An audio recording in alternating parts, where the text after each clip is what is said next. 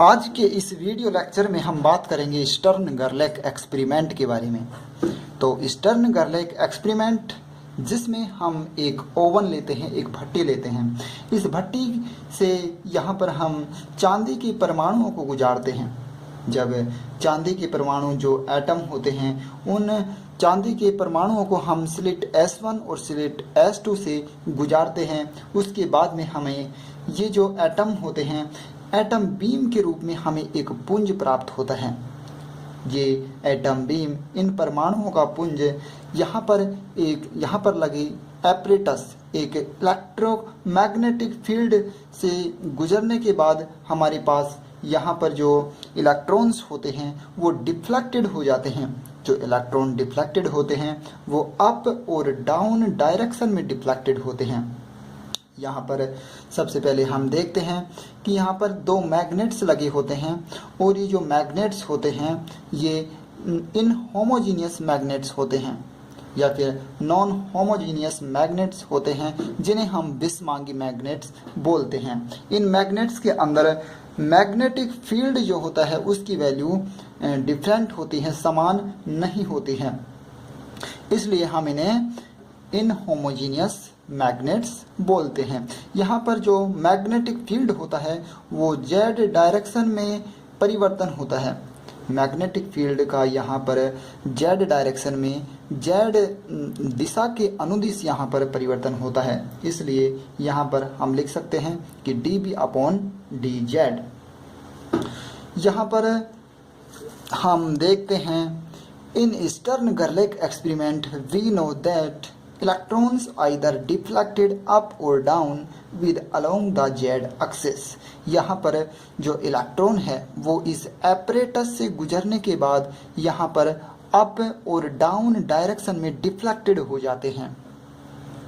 तो यहाँ पर जेड अक्ष के सापेक्ष ये जो इलेक्ट्रॉन हैं वो या तो ऊपर जाते हैं या फिर नीचे जाते हैं। तो यहाँ पर जो दो बेसिस स्टेट बनेगी, जो इलेक्ट्रॉन के जाने की दो संभावना होगी, या तो इलेक्ट्रॉन ऊपर जाता है या फिर इलेक्ट्रॉन नीचे जाता है। तो यदि हम इस डायग्राम में देखें तो इलेक्ट्रॉन बीम के एपरेटस से गुजरने से पहले यदि हम इनकी स्टेट मान ले I और इलेक्ट्रॉन के इस एपरेटस से या इन मैग्नेट से गुजरने के बाद यदि हम इन इलेक्ट्रॉन्स की स्टेट मान ले I', तब इसमें कुछ इस प्रकार से बताया गया है कि electron in the upper beam have their spin pointing up and in the lower beam the spin point down. यदि वे इलेक्ट्रॉन जिनका जो ऊपर जाते हैं उनका स्पिन यदि अप है और वे इलेक्ट्रॉन जो नीचे वाले बीम में रहते हैं उनका स्पिन पॉइंट डाउन होता है। If the state of the electrons before entering the apparatus is I, यदि इलेक्ट्रॉन के एपरेटस से गुजरने से पहले जो इलेक्ट्रॉन की स्टेट है वो हमने I कंसीडर की है, then the amplitude for the deflection up और डाउन इज गिवन बाय। यदि यहाँ पर जो इलेक्ट्रॉन्स होंगे यदि अप स्टेट में जाते हैं, यदि इलेक्ट्रॉन्स अप स्टेट में जाते हैं या फिर डाउन स्टेट में जाते हैं, तो इलेक्ट्रॉन के अप और डाउन स्टेट में जाने पर जो एम्पलीट्यूड होता है, वो एम्पलीट्यूड क्या होता है, वो आयाम क्या होता है, उसको हम यहाँ पर देखते हैं। तो जो एम्पलीट्यूड होगा, the amplitude for deflection up और down is given by. Up amplitude को हम रिप्रेजेंट करेंगे फाई अप से, तो फाई अप जो होगा वो होगा अप I और फाई डाउन जो होगा वो होगा डाउन I। यहाँ पर जो फाई अप जो एम्पलीट्यूड है वो है going from initial state I to final state up, क्योंकि जो इलेक्ट्रॉन है वो इनिशियल स्टेट I से फाइनल स्टेट अप में जाता है, अर्थात I जो स्टेट है वो एपरेटस से गुजरने से पहले की स्टेट है और अप जो स्टेट है वो एपरेटस से गुजरने के बाद की स्टेट है। क्योंकि एपरेटस से गुजरने के बाद यदि इलेक्ट्रॉन अप डायरेक्शन में जाता है, अर्थात अप डायरेक्शन में डिफ्लेक्टेड हो जाता है, उस कंडीशन में जो एम्पलीट्यूड होगा वो phi up equal to up I होता है। और यदि इसी प्रकार से इलेक्ट्रॉन यदि डाउन जाता है तो phi down equal to down I, अर्थात जो इलेक्ट्रॉन होगा वो स्टेट आई से स्टेट डाउन में चला जाता है, तो उस कंडीशन में ये एम्पलीट्यूड होगा। फिर हम देखते हैं यहाँ पर जो हमारे पास बेसिस स्टेट होगी वो अप होगी और एक डाउन होगी। अप को हम रिप्रेजेंट कर सकते हैं प्लस जेड से और डाउन को हम रिप्रेजेंट कर सकते हैं माइनस जेड से, क्योंकि जो इलेक्ट्रॉन होते हैं वो जेड डायरेक्शन के अलोंग यहाँ पर डिफ्लेक्टेड होते हैं, और यहाँ पर हम आपको +1 या फिर डाउन स्टेट को हम -1 स्टेट से रिप्रेजेंट कर सकते हैं। अब यदि हम बात करें आर्बिट्ररी स्टेट की, क्योंकि यहाँ पर जो इलेक्ट्रॉन होगा वो या तो अप डायरेक्शन में जाएगा या फिर डाउन डायरेक्शन में जाएगा, इसलिए हम इलेक्ट्रॉन की जो आर्बिट्ररी स्टेट होगी उस आर्बिट्ररी स्टेट को हम मान सकते हैं। The arbitrary state of electron spin can be written as, अब यदि इलेक्ट्रॉन की जो हम आर्बिट्ररी स्टेट, हमें ये नहीं पता कि कौन सी स्टेट होगी, तो हम कोई भी आर्बिट्ररी स्टेट आई को linear combination of basis state के रूप में रिप्रेजेंट कर सकते हैं। तो state I equal to A up plus B down हम लिख सकते हैं, जहां पर अप और डाउन बेसिस स्टेट हैं तथा ए और बी यहाँ पर एम्पलीट्यूड को रिप्रेजेंट करते हैं, या फिर ए और बी को हम एक्सपेंशन कोफिशिएंट भी बोल सकते हैं। अब यहाँ पर हमारे पास दो कंडीशन होगी, या तो इलेक्ट्रॉन अप डिफ्लेक्टेड होगा या फिर इलेक्ट्रॉन्स डाउन डिफ्लेक्टेड होंगे। Now let state of electron after entering the apparatus is I dash. यदि हम यहाँ पर कंसीडर करें कि एपरेटस से गुजरने के बाद यदि इलेक्ट्रॉन की जो स्टेट है वो आई डैश है, एपरेटस से गुजरने के बाद इलेक्ट्रॉन की स्टेट यदि हम आई डैश कंसीडर कर लें, तब यहाँ पर हम कंडीशन फर्स्ट लेंगे कि यदि अब यहाँ पर जो आई डैश होगी, डायग्राम में जो आई डैश होगी वो आई डैश एपरेटस से गुजरने के बाद की स्टेट है, इसलिए आई डैश अप हो सकती है या फिर आई डैश डाउन हो सकती है। इसलिए यहाँ पर दो कंडीशन होगी, या तो आई डैश अप होगा या फिर आई डैश डाउन होगा। तो हम पहली कंडीशन यहाँ पर लेते हैं।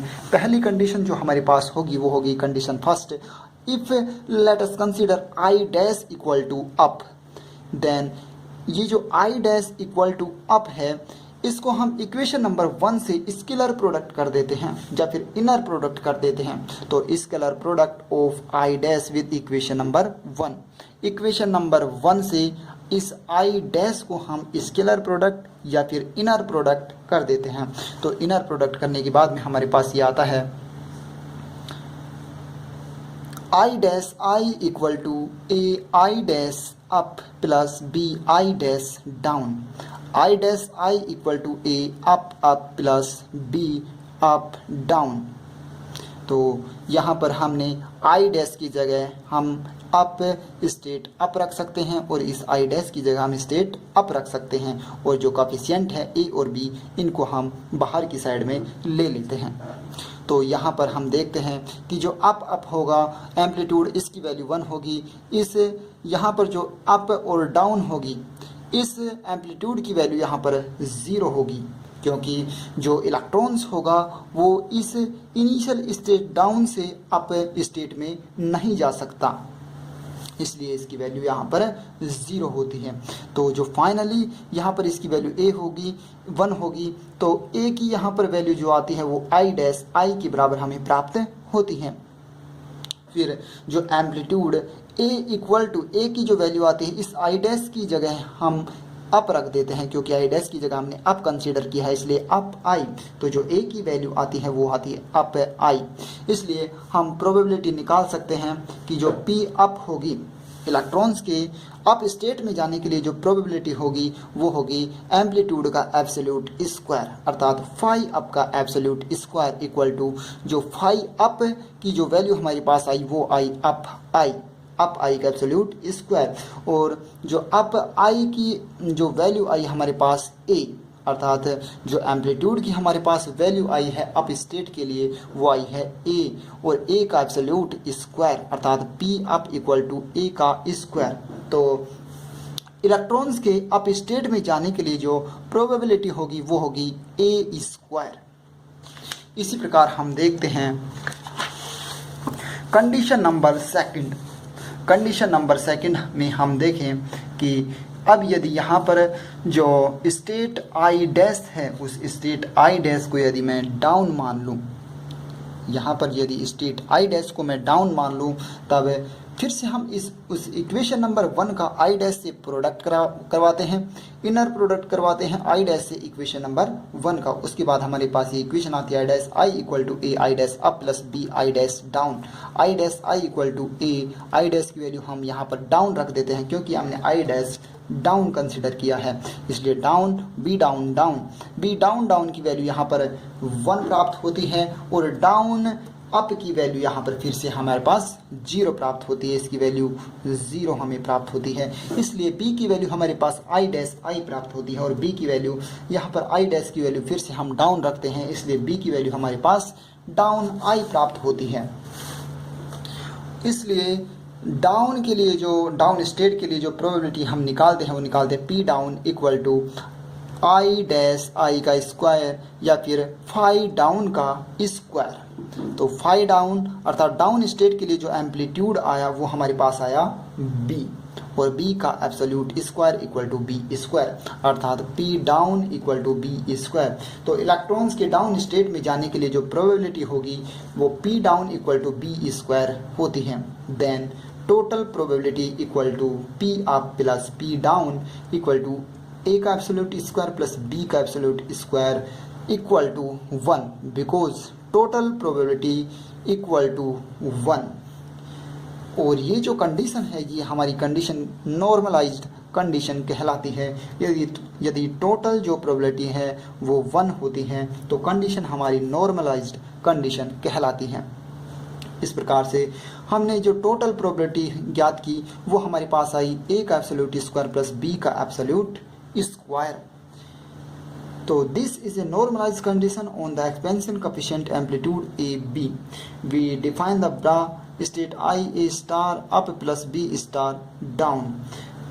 जो हमने इक्वेशन नंबर फर्स्ट मानी थी, equation number first arbitrary state को हमने माना था state I equal to A up plus B down. इस स्टेट को हम इस प्रकार से भी लिख सकते हैं I equal to A star up plus B star down, क्योंकि वो जो स्टेट है कैट वेक्टर में है, ये जो स्टेट है ब्रा वेक्टर में है, इसलिए ब्रा में हम इसको इस प्रकार से लिख सकते हैं। तो फिर इस स्टेट का हम आई से इनर प्रोडक्ट करके हमारे पास ये इक्वेशन प्राप्त होती है इस इक्वेशन का, और इक्वेशन नंबर 1 का जब हम इनर प्रोडक्ट करवाते हैं तो हमारे पास ये इक्वेशन प्राप्त होती है I equal to A square plus B square. इसका मतलब हम कह सकते हैं कि स्टर्न गर्लिक एक्सपेरिमेंट में जो टोटल प्रोबेबिलिटी होगी वो हमें 1 प्राप्त होती है। तो ये था हमारा स्टर्न गर्लिक experiment. So thank you guys. यदि आपको वीडियो अच्छा लगे तो वीडियो को लाइक करें और इस चैनल को अधिक से अधिक अपने दोस्तों तक शेयर करें। Thank you.